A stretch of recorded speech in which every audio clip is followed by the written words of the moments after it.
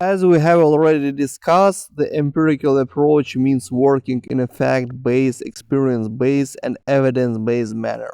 In particular, progress is based on observations of reality and not fictitious plans based on many upfront requirements.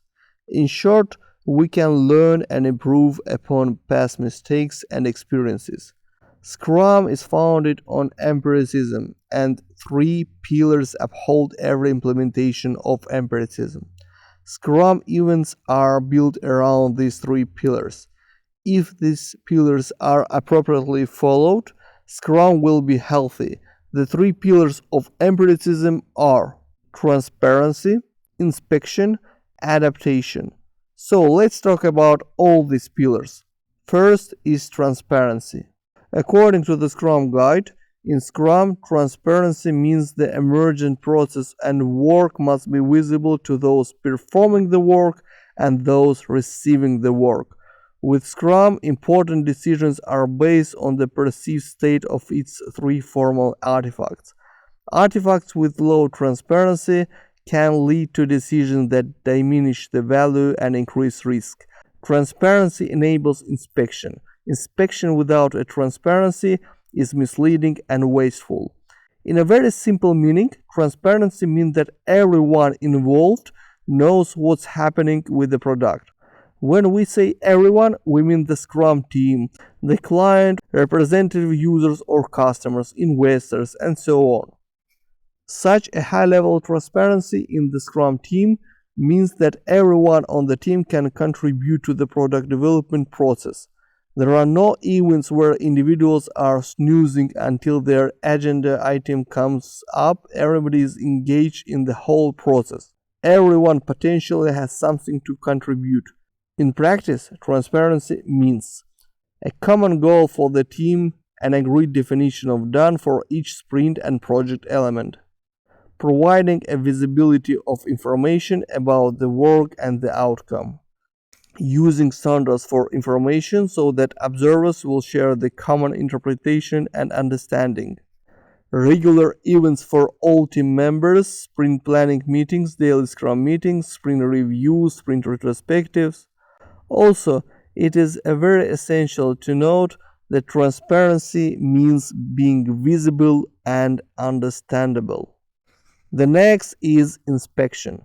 According to the Scrum Guide, the Scrum artifacts and the progress toward agreed goals must be inspected frequently and diligently to detect potentially undesirable variances or problems. To help with inspection, Scrum provides cadence in the form of its 5 events. An inspection enables adaptation. Inspection without adaptation is considered pointless. Scrum events are designed to provoke change. What is pretty essential to understand is that inspection in this context is not an inspection by an inspector or an auditor, but an inspection by everyone on the Scrum team. The inspection can be done for the product, processes, people aspects, practices, and continuous improvements. For example, the Scrum team openly and transparently shows the product at the end of each sprint to stakeholders and receives valuable feedback. If stakeholders change the requirements during inspection, the team does not complain but instead adapts by using this as an opportunity to collaborate with the stakeholder or stakeholders to clarify the requirements and test out the new hypothesis. The inspection ensures all players know how to play the hand they were dealt. No matter how open and honest Scrum team members are, it won't make a difference if Scrum team doesn't leave space for reflection. And the last is adaptation.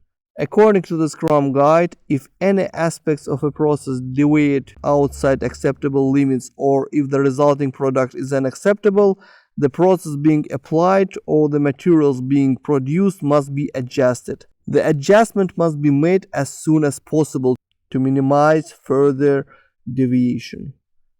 Adaptations becomes more complicated when the people involved are not empowered or self-managing.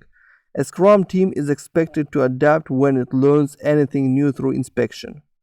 Adaptation in this context is about continuous improvement, the ability to adapt based on the inspection results.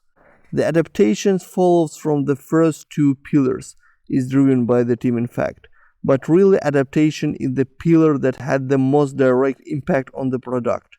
Using transparency to ensure in-depth and comprehensive inspection, we adapt the process or the design, the team, the business objectives, and so on to optimize the final product, ensuring it has the best possible chance of succeeding in the chosen marketplace. Adaptation may also be the pillar that most distinguishes Scrum from the traditional waterfall style of software development.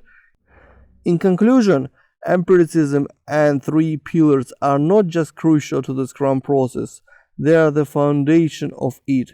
It is how your team achieves continuous improvement in the products you create and the processes you use for your team. The accountabilities, events, and artifacts only work because of their adherence to value-based incremental improvements produced by embracing frequent feedback and embracing change.